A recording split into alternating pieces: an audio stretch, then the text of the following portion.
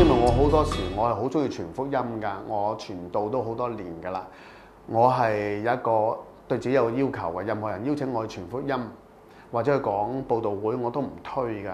天涯海角幾遠我都會去，因為點解？我係好重視傳福音。傳福音嘅時候，我通常勸勉好多家長，因為中國人好多時去敬拜偶像、敬拜假神。我提醒佢哋去選呢位神嘅時候，選呢位真神去信嘅時候，首先把所有偶像、人手所做嘅神撇除，再喺嗰個圈子裏邊揀嘅時候，你就好快好容易揀到位創天造地嘅真神。嗱，今日經文詩人好清楚㗎，記載喺詩篇第115篇第4到第8節，雖然長啲，但係好精彩㗎。佢咁講㗎，他們的偶像是金的、銀的，人手所造的。有口卻不能言，有眼卻不能看，有耳卻不能聽，有鼻卻不能聞，有手卻不能摸，有腳也不能走，有喉嚨也不能發聲。造他的要和他一樣，凡靠他的也要如此。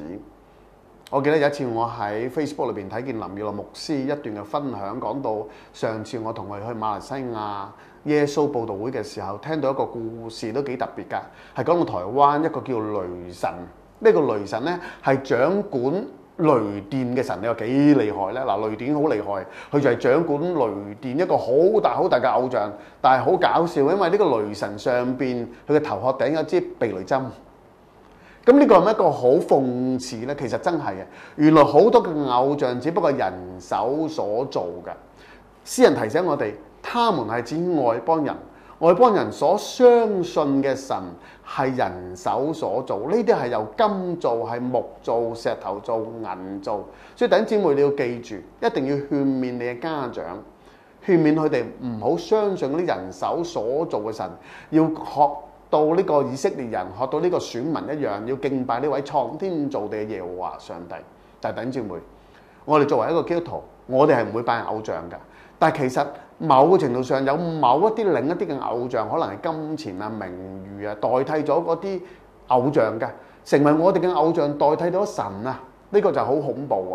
好似我哋冇拜偶像，但係其實我哋拜緊偶像。